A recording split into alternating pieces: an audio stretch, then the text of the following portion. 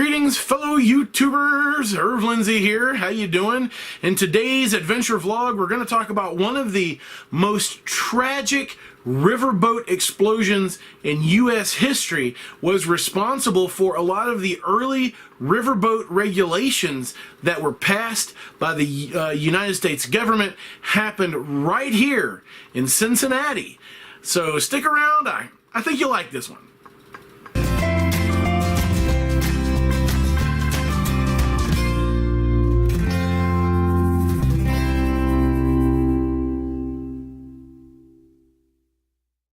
So the information that I have on this explosion is pretty much the same information most people have on it, and that comes from James Lloyd's Steamboat Directory and Disasters on the Western Waters in 1856. The Moselle was regarded as one of the most famous riverboats of the time. The Captain Perrin, was the owner and operator of the Moselle, and he was very proud of his ship, and he had acquired a bit of celebrity status because of his ship. It was the fastest riverboat on the water at the time.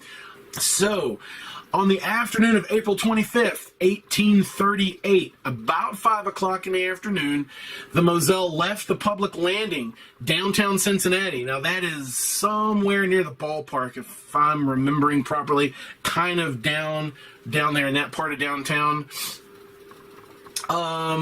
There were a ridiculous number of passengers this day. It was had become very famous, and the newspapers of the time, especially the Cincinnati Press,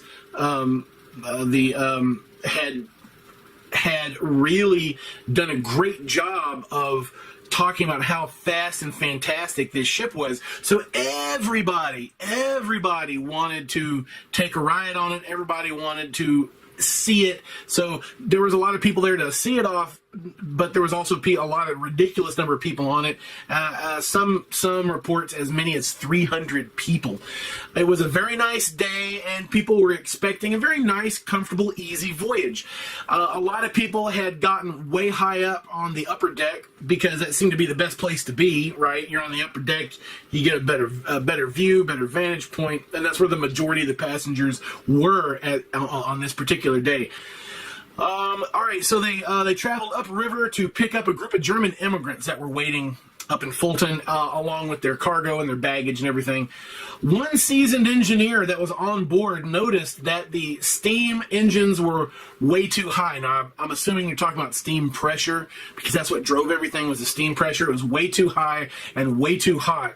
And when the boat stopped, one man on board reportedly left and went ashore and got off the boat. From my understanding, from what I've read about this stuff, is the steam engines do make noise, and when they get overpowered and they get dangerously hot and high pressured, they make very specific noises. And a lot of people on board were evidently alarmed, but nobody thought much about it. They figured the captain knew what he was doing. He was well known, and nobody really considered that something bad was about to happen, except for the one guy that got off. Lucky guy. So the engines were making lots of noise, and so they stopped. They picked up the German immigrants that were waiting, and as soon as they got them and they got their luggage and all their gear on board, the bow of the boat was shoved from the shore. That's the phrase that's used. I guess that means that they pushed the bow. Is that the way it worked? At the moment, the instant the explosion took place, and the instant that they left the shore. So they were actually pretty close to the shore when the explosion happened. And so there's a series of events that happened. I want to tell you guys about this because the story itself is it's just ripped right out of the headlines. If something like this were to happen today, it would be on the news for a month. That's all that would be on the news. There would be TV stations running 24-hour news about it, about the cleanup, about the search and rescue efforts. This was a major event, and it did capture national attention at the time. The entire front part of the boat was basically blown to splinters. And every timber, and an eyewitness said, every timber appeared to be twisted as trees sometimes are when struck by lightning. They were just twisted and blown every which way. And as soon as the accident occurred, the boat just keeps floating downstream, and it floated downstream for, about 100 yards, and she just kind of sank right there in the river. The upper part of the cabin was still out of the water. There was baggage and bodies floating, just slowly floating down the river. A lot of people back then didn't know how to swim. A significant number of people did not know how to swim, and so even though there was, I forget what they say, less than 100 people in the water still alive, the majority, only about, only about a dozen people actually survived the water. It was remarked that the force of the explosion was unprecedented in the history of steam.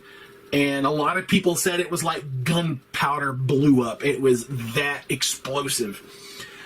Captain Perrin, at the time that the accident happened, was on top. He was out on the deck on top, and he was talking to somebody. When the accident happened, he was blown so high up into the air that he came back down, and he died on impact. The person he was talking to survived. They were just blown back onto the deck. He was blown a quarter of a mile away and died, and they just were blown backwards onto the deck. It makes no sense, but that's sometimes the way things happen when you have a tragedy like this. Let's see, what else? Another person was blown the distance of 100 yards with such force, according to the report of a reliable witness, that his head and a part of his body actually went through the roof of a house. Some of the passengers who were in the rear of the boat and who were not injured by the explosion jumped overboard.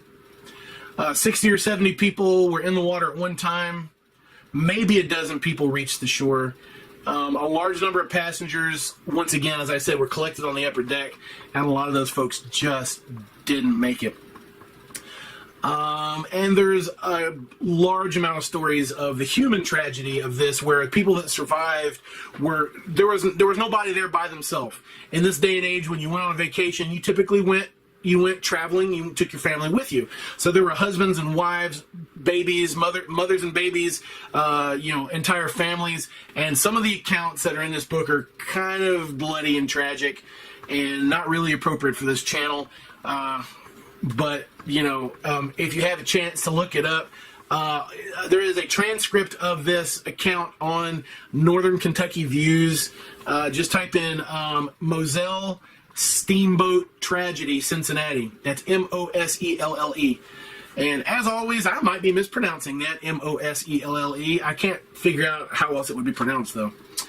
And it is from James Lloyd's Steamboat Directory and Disasters on the Western Waters, 1856. Now, as a result of this tragedy, there were very few laws that really governed anything in this early juncture of U.S. history. It was pretty much a hands-off type of government policy. But at this point, it was realized that somebody had to regulate what was going on with these steamboats, because if they didn't, then this would probably happen again. So as a result of this, laws were passed on the national level regarding the inspection and of steamboat engines, and rules and regulations for what people could and couldn't do. Did it have an effect? I don't know. There were other explosions. There were other steamboat tragedies, I believe. The fact that there is a book that's entitled Disasters on the Western Waters probably means there's a lot more disasters. So it's very important. It was one of the first times in American history that the government stepped in and began regulating an industry with laws. Happened right here in Cincinnati.